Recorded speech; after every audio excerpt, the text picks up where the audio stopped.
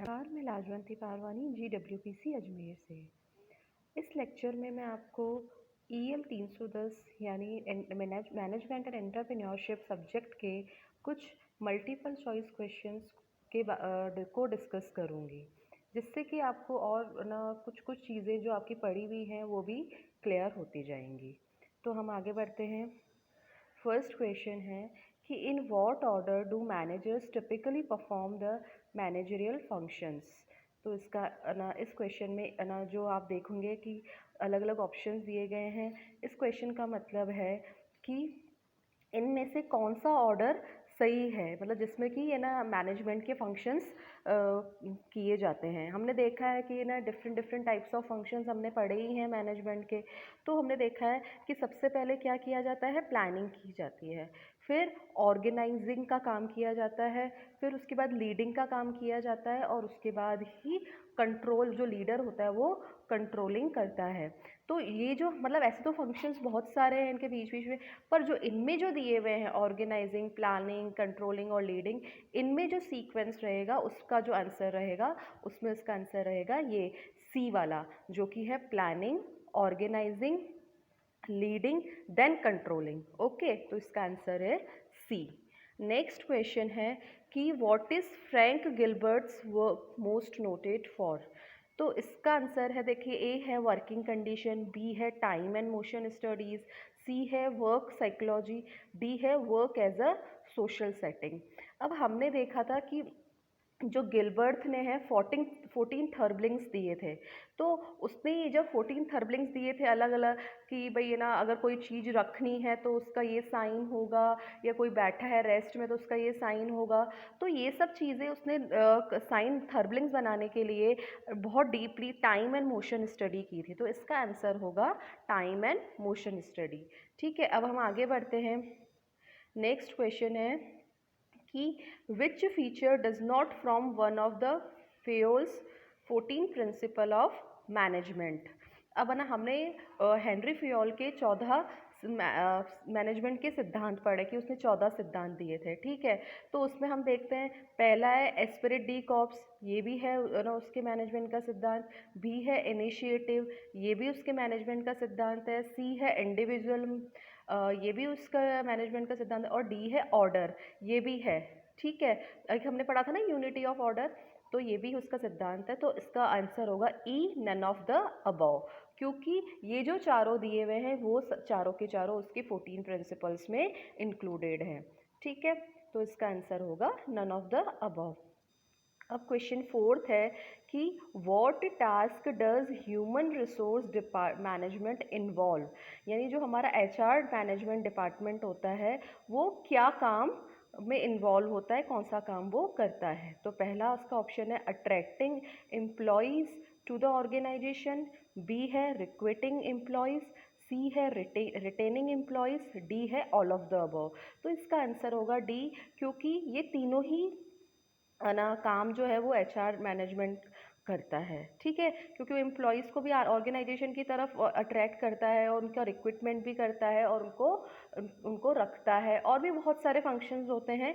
पर अभी जो हमारे पास ऑप्शंस अवेलेबल हैं वो तीनों ही ये वाले फंक्शंस करता है। तो इसका आंसर होगा डी। अब हम आगे बढ़ते हैं। क्वेश्चन फिफ्थ है कि where can formal employ training and education take place. भाई किसी भी एक फॉर्मल एम्प्लॉय की जो प्रशिक्षण है या उसका शिक्षा है वह कहाँ कहाँ हो सकती है। मतलब ना कोई भी एम्प्लॉय जो फैक्ट्री में था उसकी अपन कोई भी व्यक्ति है ना, एम्प्लॉय जो उसकी वो ट्रेनिंग वो एजुकेशन कहाँ कहाँ ले सकता है। तो ए कॉलेजेस में भी ले सकता है, be in the work place में भी जॉब ज्वाइन करने के बाद ट्रेनिंग्स होती हैं, और सी ट्रेनिंग सेंटर्स, अलग से ट्रेनिंग सेंटर्स होते हैं उसमें भी ट्रेनिंग कराई जाती है। कभी तो कंपनी भेजती है, और कभी ना जो वर्कर है वो अपनी इच्छा के हिसाब से उस ट्रेनिंग सेंटर में एडमिशन लेके किसी पर्टिकुलर स्पेसिफिक चीज़ को सीखता है। तो इसका आंसर होगा डी, इन तीनों ही जगहों पर ट्रेनिंग और एजुकेशन ली जा सकती है। ठीक है, अब क्वेश्चन सिक्स्थ है मार्केटिंग इज। से ए ऑप्शन है कि मार्केटिंग क्या है। तो ए है sales of goods and services, B है the range of services starting and ending with the customer, C है sales planning and promotion, D है नन ऑफ दीज। देखो हालांकि मार्केटिंग में ये भी है कि चीज़ों को बेचना, चीज़ों और सर्विसेज को बेचना, और सी जो हमारा पोर्शन है कि भाई सेल्स प्रमोशन करना, उसकी प्लानिंग करना, लेकिन जो एक्चुअली जो मार्केटिंग है वो कस्टमर सेटिस्फेक्शन ओरिएंटेड होती है। तो ये क्या होता है कि ये कस्टमर से ही शुरू होती है कि भाई कस्टमर की इच्छाओं को देखते हुए, और जब तक कि वो सेटिस्फाई नहीं हो जाता तब तक कि वो है ना चलती रहती है। तो ये मार्केटिंग जो पूरा होगा वो इसका आंसर होगा बी, कि the range of services starting and ending with the customer. ठीक है, अब क्वेश्चन 7th है हमारा कि all of the following are fixed assets except. तो ए है इसका बिल्डिंग, बी है स्टॉक्स, सी है प्रोडक्शन प्लांट, और डी है व्हीकल्स। देखो फिक्स्ड एसेट्स मतलब जो आपकी स्थायी संपत्ति है, तो स्थायी संपत्ति बिल्डिंग हमारी स्थायी संपत्ति है, बी हमारे ये ना स्टॉक होता है, मार्केट शेयर होते हैं, तो ये हमारी स्थायी संपत्ति नहीं है, और सी जो है हमारा प्लांट है वो भी हमारी स्थायी संपत्ति है, डी है जो वाहन खरीदते हैं वो भी हमारी स्थायी। ये चीज़ें चेंज नहीं करती, एक बार खरीद लिया तो हमारा फिक्स्ड एसेट हो गया है ना, तो ये तो फिक्स्ड एसेट्स में आ जाएंगे। और फिक्स्ड एसेट्स कौन सा नहीं है, स्टॉक्स, तो इसका आंसर होगा बी स्टॉक्स। ठीक है, अब नेक्स्ट क्वेश्चन है, Frank Gilbert is known as the father of scientific management. तो इसका है कि ये ट्रू है या फॉल्स है, तो ऑब्वियसली ये स्टेटमेंट क्या है, फॉल्स है, क्योंकि हमने पढ़ा है कि फादर ऑफ साइंटिफिक मैनेजमेंट कौन है, F.W. टेलर। तो हमारा क्वेश्चन ऐसे भी आ सकता है कि फादर ऑफ साइंटिफिक मैनेजमेंट कौन है, मतलब ना साइंटिफिक मैनेजमेंट का पिता किसे कहा जाता है, तो उसमें जो जो ऑप्शंस होंगे लाइक फ्रैंक गिलबर्ट या हेनरी फयोल, F.W. टेलर, तो उसमें जो जो आंसर सही होगा वो F.W. टेलर होगा। ठीक है, नेक्स्ट क्वेश्चन देखते हैं कि the attractiveness of a market offering is based. जो मार्केट का जो आकर्षण है, मतलब मार्केट जो ऑफर करता है वो किस पर डिपेंड करता है, तो सबसे पहला ऑप्शन है on the products, its placement, its price and its promotion. B है on the match between customer needs and wants and distribution and pricing of the product. C है almost entirely on the product being offered, और D है हमारा on product features and quality, service mix and quality and price appropriateness, और E है entirely and on the match between perceived product and actually product. देखो जो हमारे ये सारे ऑप्शंस हैं इसमें जो ए है, सी है, डी है और ई है, ये जो हमारी मार्केटिंग जो हमारा ओल्ड कॉन्सेप्ट कहता था मार्केटिंग का, उस पे चलता था कि हर चीज़ में प्रोडक्ट ओरिएंटेड, केवल प्रोडक्ट को देख रहा है, उसका ही प्राइस डिसाइड की जा रही है, उसका ही प्रमोशन किया जा रहा है, या जो प्रोडक्ट के ही क्वालिटी और सर्विसेज देखे जा रहे हैं, मतलब ये सब चीज़ें प्रोडक्ट ओरिएंटेड है। तो इसमें जो हमारा ऑप्शन है बी, कि on the match between customer needs, wants and distribution and pricing of the product. तो मार्केटिंग यही है कि भाई है ना, मार्केटिंग में किस चीज़ की तरफ ध्यान दिया जाता है, किस चीज़ को ही आकर्षण माना गया है, कि जो कस्टमर है उसकी आवश्यकताओं और जो ना प्रोडक्ट का डिस्ट्रीब्यूशन हो रहा है, उसकी जो प्राइस है उसके बीच में एग्जैक्ट मैच बैठे। ठीक है, तो इसका आंसर होगा बी। ठीक है, क्वेश्चन 10th है, distribution of free product sample is part of publicity. तो यस, ये क्या है, इसका आंसर होगा ट्रू। जो भी सैंपल्स बांटे जाते हैं, फ्री सैंपल्स बांटे जाते हैं, ये क्या है, पब्लिसिटी का ही ना पार्ट है, तो ये इसका आंसर होगा कि ये सही स्टेटमेंट है।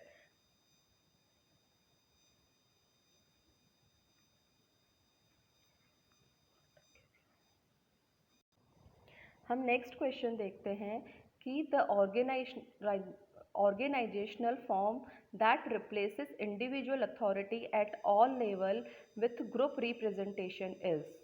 इसका आंसर देखो, पहले तो इसका मतलब क्या है कि ऐसा कौन सा ऑर्गेनाइजेशन फॉर्म है, कौन सी फॉर्म है इसमें से कि जिसमें केवल एक ही व्यक्ति, इंडिविजुअल अथॉरिटी ही सारे लेवल्स को रिप्रेजेंट करती है, हर ग्रुप को रिप्रेजेंट करती है। तो हमने देखा है कि जो लाइन ऑर्गेनाइजेशन है उसका सर्वे सर्वा जो ऊपर का अधिकारी होता है वही होता है, और वो जो आदेश देता है हर चीज़ में आदेश उसी का ही फॉलो अप करता है, वो फिर नीचे से नीचे नीचे नीचे को ट्रांसफ़र होते जाते हैं, जिसमें बहुत डिसिप्लिन भी रहता है और जिसको हम मिलिट्री ऑर्गेनाइजेशन भी कहते हैं। तो इसका आंसर होगा लाइन ऑर्गेनाइजेशन, ए है इसका आंसर, क्योंकि लाइन एंड स्टाफ में भी स्टाफ अलग होता है और लाइन का अलग होता है, तो लाइन का आना चीज़ें अलग हो जाती है और स्टाफ ना अलग कामों के लिए अपॉइंट किया जाता है। फंक्शनल में भी काम के हिसाब से ग्रुप डिवाइड हो जाते हैं, और कमेटी भी अलग टाइप का ऑर्गेनाइजेशन है। तो इसका आंसर होगा लाइन, क्योंकि हमने ये चीज़ पढ़ी है कि उसका सर्वे सर्वा एक ही होता है। ठीक है,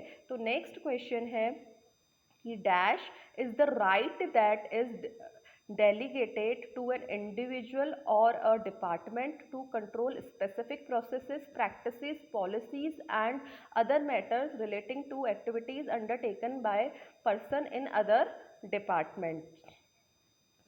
तो इसका क्या मतलब है कि इसमें क्या है कि ऐसा कौन सा अथॉरिटी होती है, कौन से ऑर्गेनाइजेशन में ऐसा होता है कि हर ना कोई स्पेसिफिक प्रोसेस होता है या कोई पॉलिसी होती है, उसके लिए अलग अलग व्यक्ति को अपॉइंट कर दिया जाता है, अलग ना एक व्यक्ति हर डिपार्टमेंट को कंट्रोल करने के लिए होता है।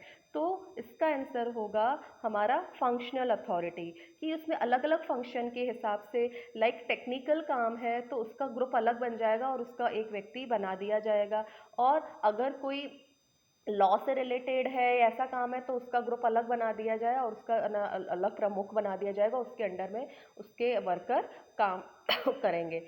तो ये क्या हो जाती है, फंक्शनल अथॉरिटी। इसका आंसर है हमारा बी। ठीक है, फिर हम देखते हैं नेक्स्ट क्वेश्चन कि विच concept of marketing is product oriented. ये हम बार बार डिस्कस कर चुके हैं, तो ऑब्वियसली इसका आंसर है ओल्ड कॉन्सेप्ट ऑफ मार्केटिंग। इसका आंसर होगा ए, क्योंकि ओल्ड कॉन्सेप्ट जो था मार्केटिंग का, जो हमारा पुराना कॉन्सेप्ट था, वो प्रोडक्ट ओरिएंटेड था। उसमें केवल प्रोडक्ट को ही देखा जाता था, बहुत सारे प्रोडक्ट बना के देख लिए, अब उसको बेचना है और लाभ कमाना है। पर हमारा जो मॉडर्न कॉन्सेप्ट है वो कस्टमर ओरिएंटेड है। वो पहले देखता ही ना कस्टमर चाहता क्या है, फिर उस हिसाब से उतनी क्वांटिटी में ही माल को बनाता है। फिर जब तक कस्टमर सेटिस्फाई नहीं हो जाता, वो मार्केटिंग का प्रोसेस उसमें ख़त्म नहीं हो जाता। ठीक है, तो इसका आंसर होगा ओल्ड कॉन्सेप्ट ऑफ मार्केटिंग, जो कि प्रोडक्ट ओरिएंटेड कॉन्सेप्ट है।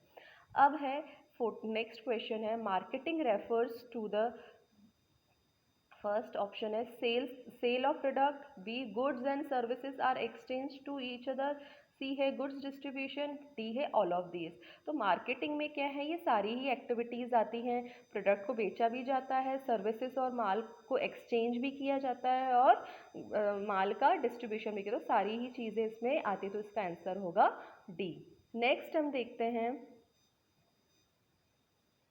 the sum of direct material cost, direct labor cost and factory overhead is called। तो इसमें क्या है कि जो उसका एडिशन होता है कि भी direct material cost, direct labour cost और फैक्ट्री ओवरहेड। तो ये हमारी क्या होती है, माना टोटल फैक्ट्री, इसको हम फुल कॉस्ट भी कह सकते हैं, फैक्ट्री कॉस्ट भी कह सकते हैं, टोटल फैक्ट्री कॉस्ट भी कह सकते हैं। तो इसका आंसर होगा ऑल ऑफ दीज। हमने पढ़ा ही था कि जो डायरेक्ट मटेरियल, डायरेक्ट लेबर और ना डायरेक्ट एक्सपेंस कॉस्ट मिलके प्राइम कॉस्ट बनती है।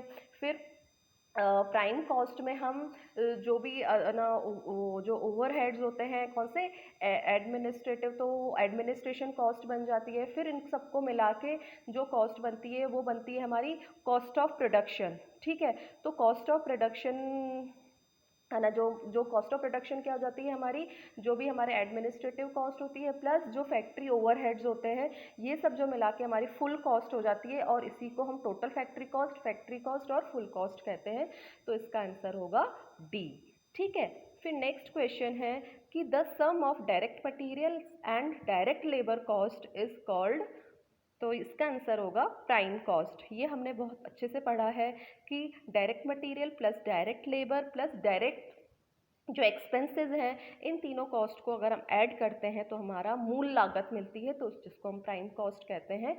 तो इसका आंसर होगा A, prime cost. Next question is name of the institution which was set up in 1982 to promote integrated rural development। देखो, जो ग्रामीण क्षेत्र को बढ़ावा देने के लिए कौन से संस्थान को खोला गया था 1982 में, तो इसका आंसर होगा नाबार्ड। ठीक है, जो नाबा NSIC इज डिफरेंट थिंग, ये तो आपको पता है कि इक्विपमेंट और इसको लीज पर देने के लिए खोला गया था। सिडबी भी क्या करता है, अलग अलग मतलब है ना, वो पूरे सेंट्रल गवर्नमेंट का ही है ये भी, तो ना ये क्या कहते हैं उसको, सहायता देने के लिए ही है, अलग अलग काम करने के लिए है, और ना वो लोन वगैरह देने के लिए है। तो इसका आंसर होगा हमारा नाबार्ड। ठीक है, ये ही जो है वो रूरल डेवलपमेंट के लिए बनाया गया है। अब उसके बाद नेक्स्ट है हमारा, a woman entrepreneur is supported to have a minimum financial interest in share capital of entrepreneurs enterprise. तो इसका आंसर होगा कि 51%। मैं आपको समझा दूं कि जब हमने इन जो चैप्टर है तो उसमें क्या है ना, एक महिला उद्यम निधि योजना और ये सब योजनाएं जो महिलाओं को सहायता करने के लिए जो योजनाएं सरकार द्वारा चलाई गई हैं, तो उसमें जो वुमन एंटरप्रेन्योर है उस ना वो सहायता तभी मिलेगी जब उसमें जो वुमन एंटरप्रेन्योर है उसका उस कंपनी में कम से कम 51% शेयर हो। अगर वो 51% शेयर से कम है उसका, और जो ना जो शेयर है वो सारे है ना जो मेन मेंबर्स हैं उनका है, वुमन मेंबर का नहीं है, तो वो उस स्कीम के तहत वुमन एंटरप्रेन्योर को सहायता नहीं मिलती है। तो वुमन एंटरप्रेन्योर के हिसाब से जो उस स्कीमों के तहत जो सहायता मिलती है उसमें अगर एक शर्त है कि अगर वो 51% शेयर या उससे ज़्यादा उसका शेयर है तो ही उसमें उसको सपोर्ट किया जाता है। ठीक है, अब अपन नेक्स्ट क्वेश्चन, तो इसका आंसर हमारा होगा बी 51%। नेक्स्ट क्वेश्चन है कि in which plan bonus paid to worker is equal to 50% of time saved multiplied by rate per hour। तो इसका आंसर हमारा इसमें होगा हेल्से प्लान। हेल्से प्लान में ही जो कि हम के लिखते हैं ना, हाँ, तो इसमें बोनस की देखो क्या फॉर्मूला था, के into time saved into hourly rate. इसमें दिया हुआ in which plan bonus is paid to is equal to 50% of the time saved multiply by rate per hour. तो जो के है उसमें 50% जनरली माना जाता है, 33% से 50%, तो इसका आंसर हमारा होगा हेल्से प्लान। ठीक है, फिर नेक्स्ट क्वेश्चन है, which of the following incentive plans has the following equation for computing the earning of employee। मतलब इस ये जो इक्वेशन दी गई है बोनस की, मतलब वेज की, वो कौन से प्लान की है। तो इसमें पहले तो क्या है कि एक्चुअल आर वर्कड यानी आर्ली रेट इनटू मतलब जितने घंटे काम किया है एक्चुअल टाइम टेकन इनटू जो आपकी टाइम रेट है यानी आर्ली रेट है, plus actual time worked upon standard time into time saved into time rate. तो ये जो फॉर्मूला है ये है रोवन प्लान का।